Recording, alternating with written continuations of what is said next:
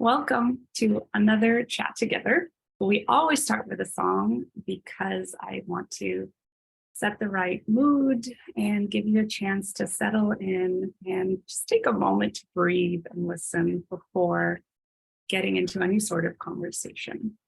If you have followed me at Vaginismus Sisters or at Katrin with Love, you know how much I love to dance and how much I love to celebrate each one of you who takes action and has wins in your journey by dancing. And aside from that, the benefits of dancing also expand to nervous system downregulation, being more present with ourselves, more emotionally attuned, literally giving ourselves the space to feel and connect with intuitive movement, which is also really key to developing the skill of being able to listen to our body. So that's why music, that's why dance. And if you'd like to take this on, I invite you to dance to one song today. Dance to one song today and just take that as an opportunity to be with yourself. So this is our very first question and response session inside of this Vaginismus Sisters community. Welcome. We are going to be doing more of these interactive videos, answering the very real questions that some of you ask, and probably 10 times that number of you actually have as a question in your mind. And so I know that absolutely every single question that is asked is going to be incredibly valuable for so many of us in this community. Now, why is it called question and response? You typically see this sort of thing be referred to as like a Q&A session, question and answer. And I actually got this concept from a mentor of mine. Her name is Genevieve, that I really liked. And that's why I'm bringing it in here into our community. The reason it's not question and answer is because I believe that nobody really has the one right answer. In fact, the one right answer doesn't actually exist. There is no one right answer that is attuned and accurate for every single body, every single nervous system, with every single person's unique experiences that have led them to where they are in their life right now. That's why I do not claim to have the answer, the one answer. What I was incredibly frustrated with in my own vaginismus journey is when medical professionals that I saw claimed to have the answer. And sometimes they also claimed to have an answer when really they didn't know. They didn't know what would be best. They didn't even necessarily know what would be relevant or a thing in general. But their ego didn't allow them to say, I don't know, Katrin, but perhaps there is a professional that I can refer you to that knows better. They gave certain recommendations that they pretended to be the answer that unfortunately weren't very helpful to me. So if you can relate to this, please let me know.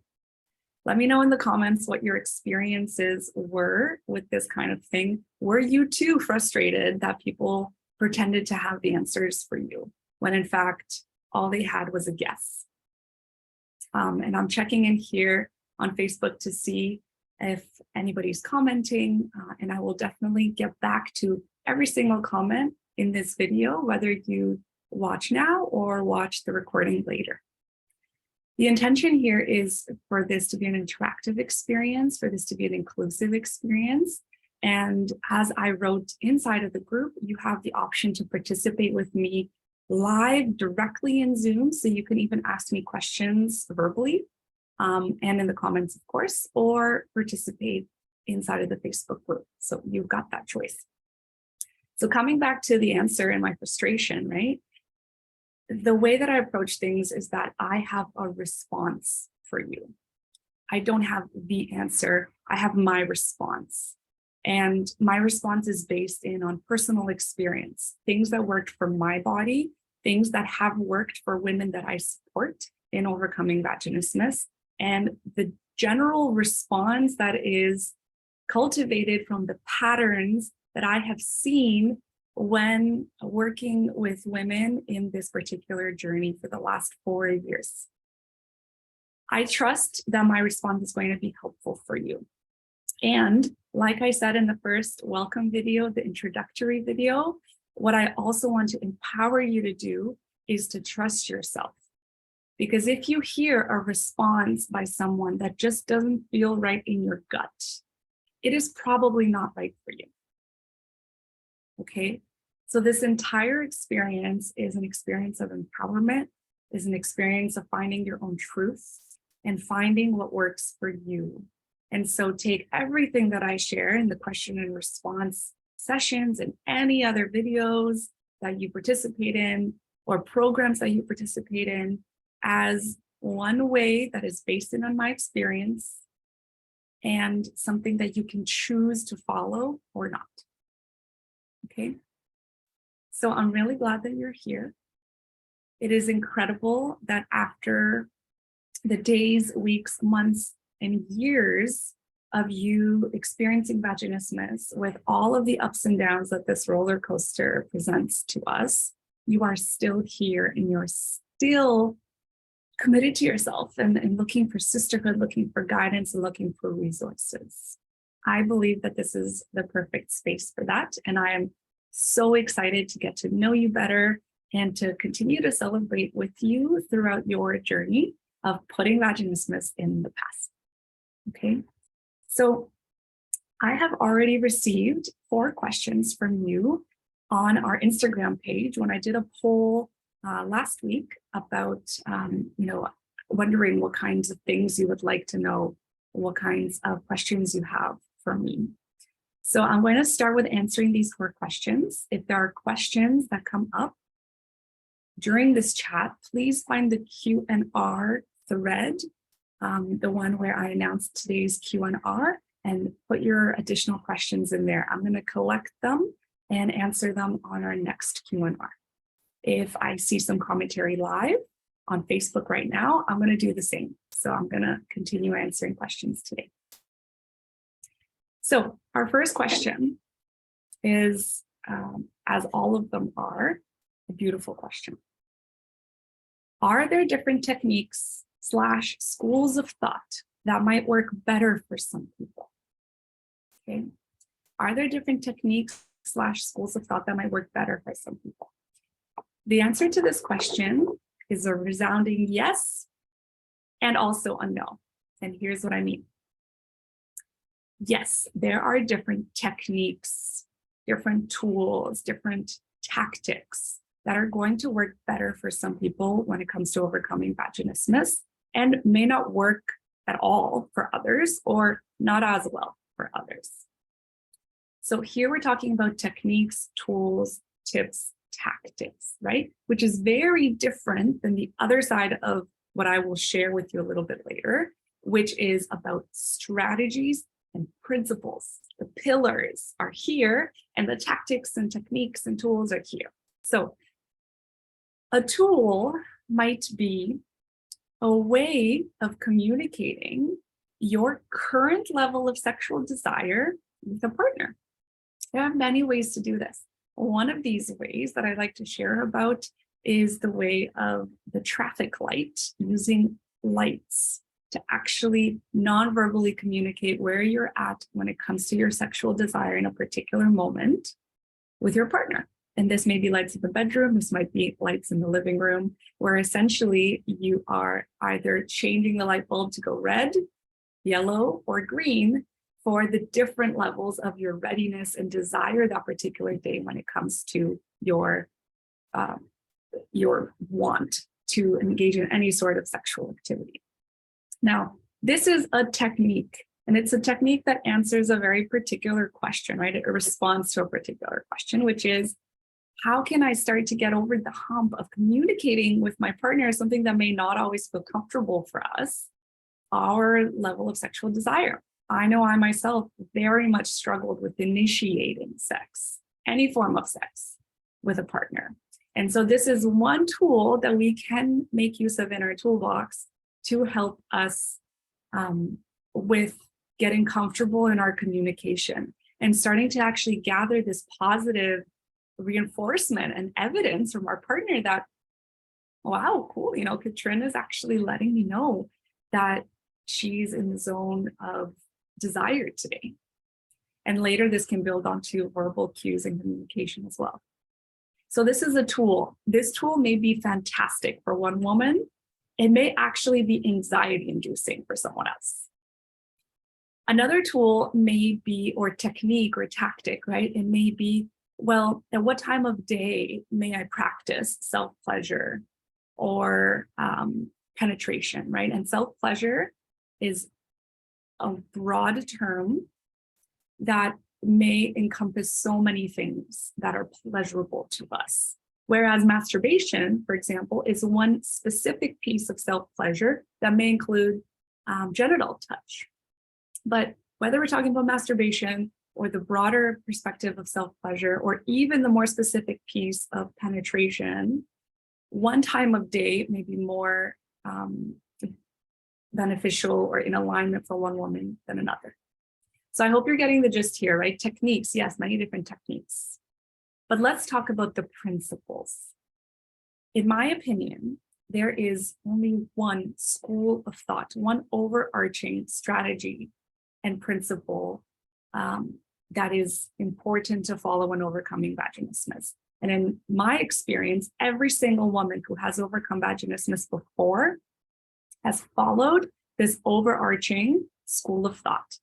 And that school of thought is to follow a holistic approach that incorporates the mind, the body, including the nervous system, downregulating the nervous system, as well as there is a spiritual element in there to help us actually come to a place where you are going to be able to access a vaginismus-free reality. Okay, so this is the school of thought that is true for every single woman. Whether the woman consciously knew about the progress that she was making in this way, in all of these different elements or not, for her to have overcome vaginismus, she would have had to make progress in a holistic way. So what do I mean by a holistic way? Where there are three pillars there. There's the emotional healing journey. There is finding and embracing your authentic sexual self, so the erotic piece that is very often overlooked. And there's also the physical healing journey, right? So these three pillars are critical for overcoming vaginismus. You might ask, well, Katrin, all right, there's, the holistic approach, the three pillars, but what, is there like really one key ingredient? Is there one thing that we all are aiming for so that we can overcome vaginismus? What would you define that as if there was one secret ingredient in this one recipe? And yes, there is. And if we really look down to it, this journey really is a journey of self-love and acceptance. But if I were to really name that one key ingredient, it would be finding safety. Every single piece, every tactic, tool, technique is in favor of the strategy, the overarching desire of finding safety. And when we have found safety, no matter what the circumstance, when we have healed from past experiences in order to develop this newfound level of safety in our system, then we can overcome vaginismus because we know that we're safe. Our body no longer needs to protect us from this perceived danger. Subconsciously, that our body perceives as dangerous, right? Because consciously, we know and we try to convince ourselves consciously that PIV sex, penis and vagina sex, is not a danger, that we actually desire it consciously. But that accounts for 5% of our experience. And the 95%, the subconscious piece, our subconscious mind is responsible for 95% of our behavior. That subconscious mind doesn't feel safe. And so the overarching school of thought is finding safety in our body, in our nervous system, in our mind. And that is the path to overcoming vaginismus. Hence, my answer to your question, my response to your question is both yes to the techniques, but no to the school of thought.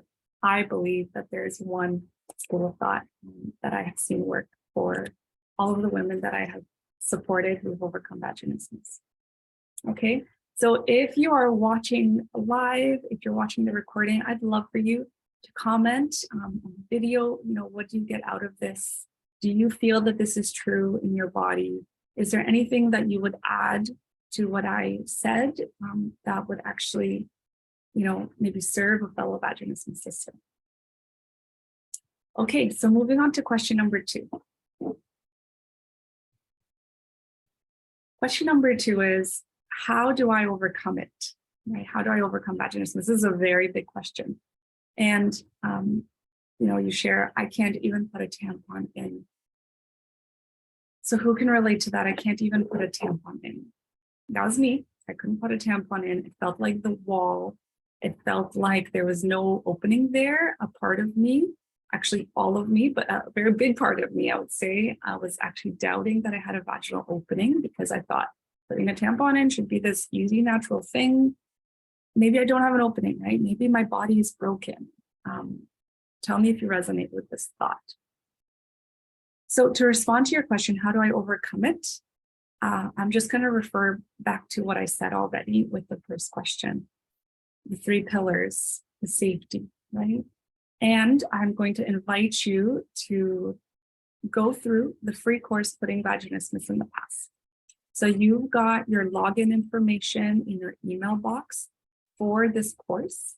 It is in your private members area where you can go in and you can go through all of the sections, which also includes the 3 masterclass videos. That's over 6 hours of video guidance where I actually go through the 3 pillars: emotional healing, finding and embracing your authentic sexual self, as well as physical healing.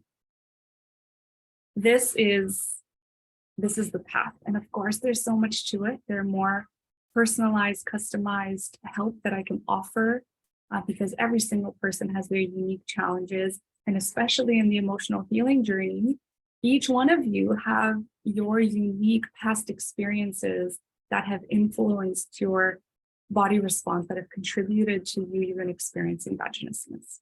And hence there's a lot there to work with, and there's no one cookie cutter approach, of course, and still those 3 pillars apply to everyone. Great. So question number 3, what are the steps to start using dilators? Any tricks and tips would be very helpful. Absolutely. So there, I could probably talk about dilating for like 8 hours, and I do for probably not that long, but a condensed version that gives you everything you need to know inside of the course, Pleasant and Effective Dilating.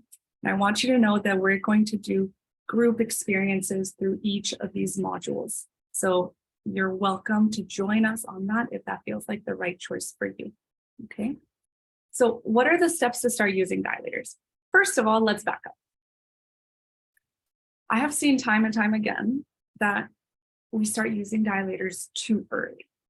I was told to start using dilators too early. In fact, this was what was communicated as like, okay, Katrin, you know you're experiencing vaginismus now because yes, we confirmed with you, etc. And by the way, you don't need confirmation. I trust that you yourself know, according to your experience and what you may have heard about vaginismus, the symptoms, etc., that you're experiencing vaginismus. You don't necessarily need a diagnosis to start overcoming it.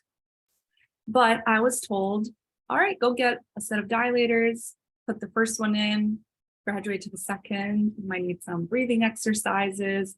Maybe we're going to explore, why you feel shameful about your masturbation habits when you were younger. These are the questions that I got asked that I found very unhelpful at the time, mostly because I probably wasn't ready to talk about self-pleasure, to talk about my eroticism and sex in general, my genitals. These are topics that I wasn't very comfortable with yet. But what was critical here, sorry, my boyfriend is just calling, so I looked over and got distracted. But what was critical here is that I started too early, and I thought that dilating is the way to go. And I need to start penetrating myself in order to overcome this very thing.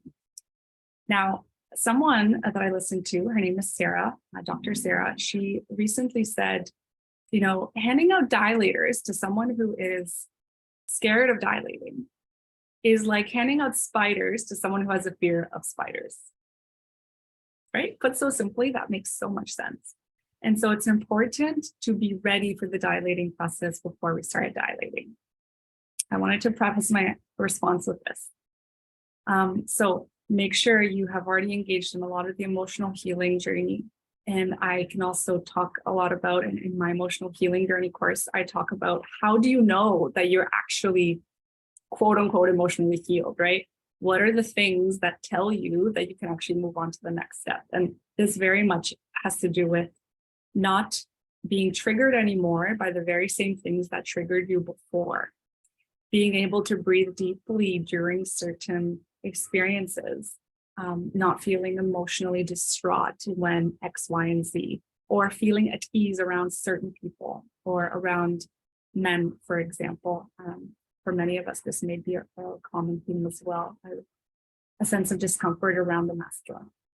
Anyway, so emotional healing, the erotic journey, getting comfortable with your body, with your vulva, with your vagina, understanding how she works, creating a relationship with her.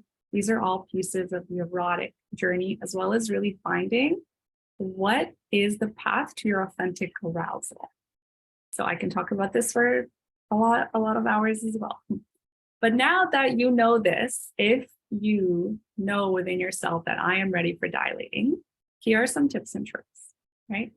By the way, if you want a lot of tips and tricks, head over to the third video in the masterclass that's all about physical healing, right? So when it comes to your dilating practice, you need to have mastered belly breathing, reverse Kegel exercises, and an ability to downregulate your nervous system before you bring that dilator up to your vulva and you're about to penetrate yourself. Okay, critical. Other tips and tricks include getting used to the dilator simply touching your body, right? So it's important to create a sense of safety with those tools, with touch of those tools on you before you ever start to insert. Another piece here would actually be being visually acquainted with them, right? So an invitation is to put your dilators, and maybe just the first two sizes, out on your bedside table or by your bed in your room for a few weeks even, before you actually pick one up and start to work with it. This is another great tip because we need to create this visual comfort and be acquainted with the dilators before doing anything with them that is more intimate. Another thing, before you insert the dilator, you need to, in my opinion, have created that relationship with your vulva, like I said, in a way that you can start to communicate with your body. Communicate with her in order to understand, is she a yes to touch right now? Is she a yes to penetration?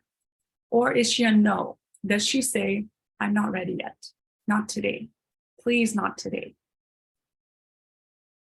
When you honor the no, and you might need to honor the no for like 2 months. Each time of honoring the no and not trying penetration, you are making progress. You're making huge progress because you're creating that safety with your body to experience, to have your body experience that you are on her team. Because your body has actually held the no for you for a very long time, right? She took on the responsibility of saying no because we didn't say no for her.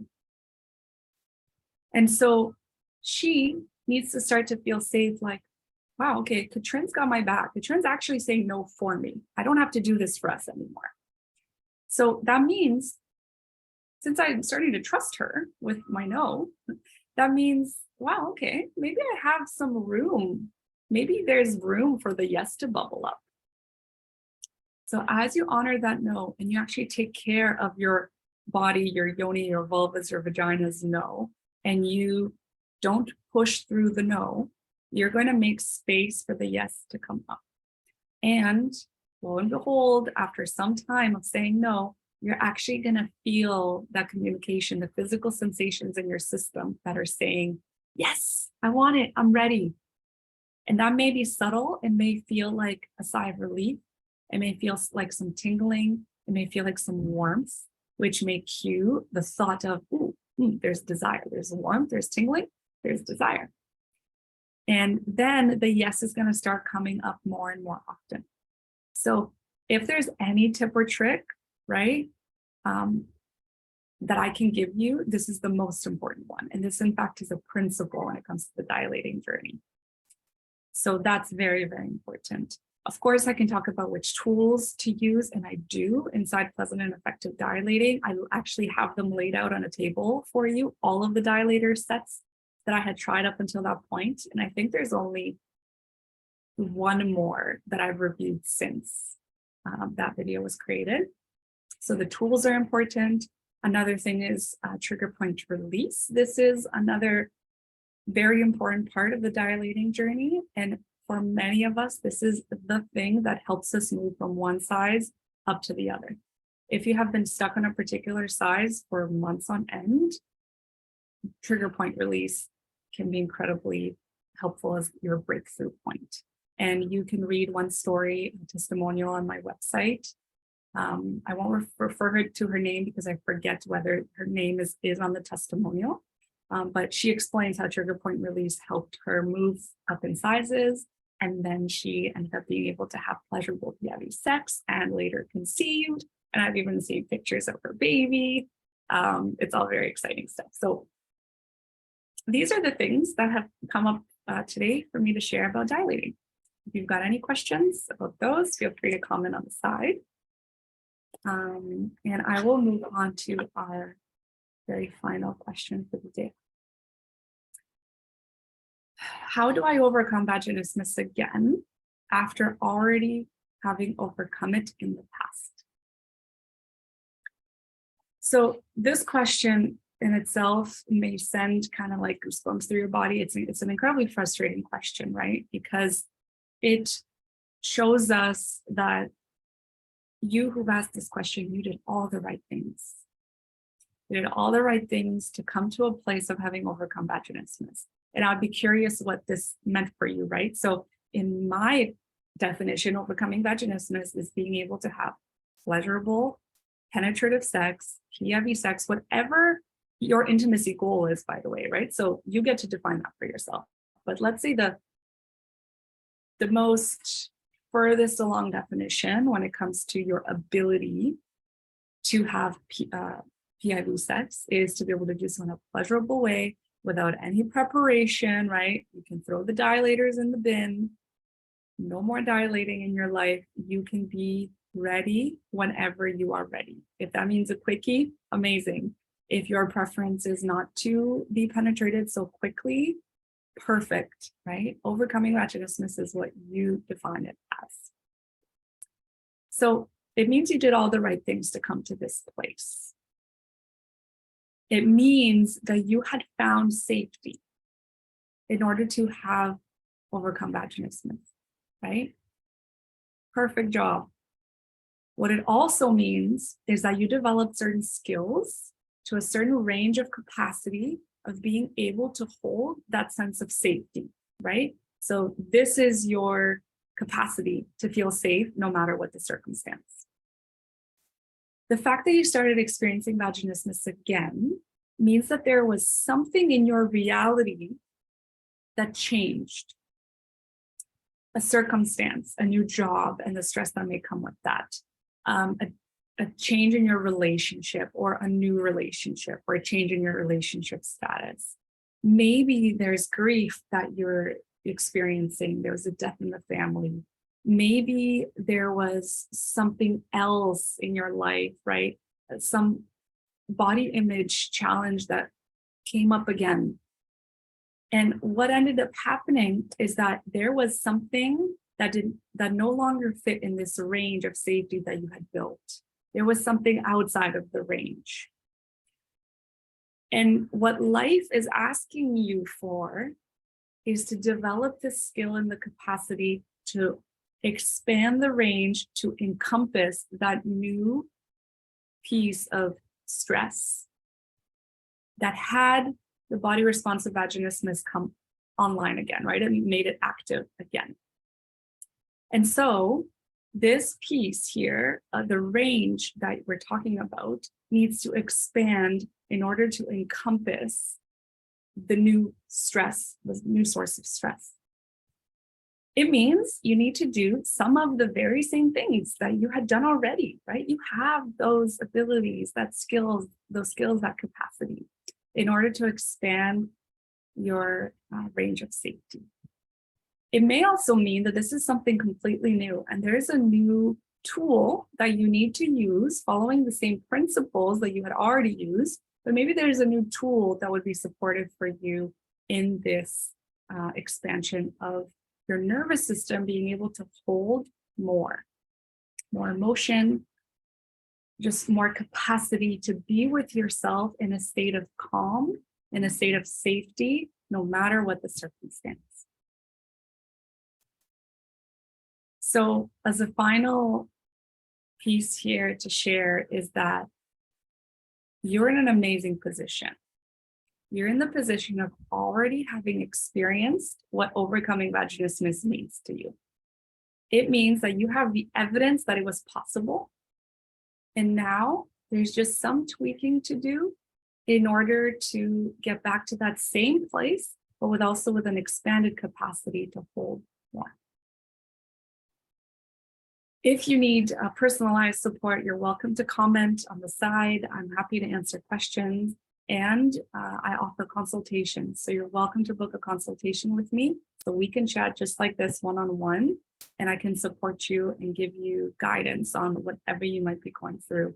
Maybe there's already a light bulb moment of like, this is the new thing that actually happened in my life. How do I deal with the fact that I hold resentment to my partner because he did this thing, and now I'm not sure that I can trust him to the same depth anymore? I know that this is a common thing in relationship. Trust, finding safety, and surrendering to our partner is what overcoming vaginismus is all about. And hence, loss of trust, built up emotion, and especially resentment that may be living within us is one of the reasons why our body might start to shut down again and say, no. Under these new circumstances, I don't feel safe to open up to my partner, or I don't feel safe to date because I don't know if I can let this person in anymore, right? So there might be recovery, there might be healing that needs to happen that was new compared to the healing that already happened before. Great. All right, well, thank you for joining me. Thank you for your beautiful questions. I look forward to answering more of them next time, and I will announce when that is. And have an absolutely wonderful day. You are doing fantastic. You're amazing. As one of my other mentors says, Melanie, you smell nice. And I look forward to interacting with you again very soon.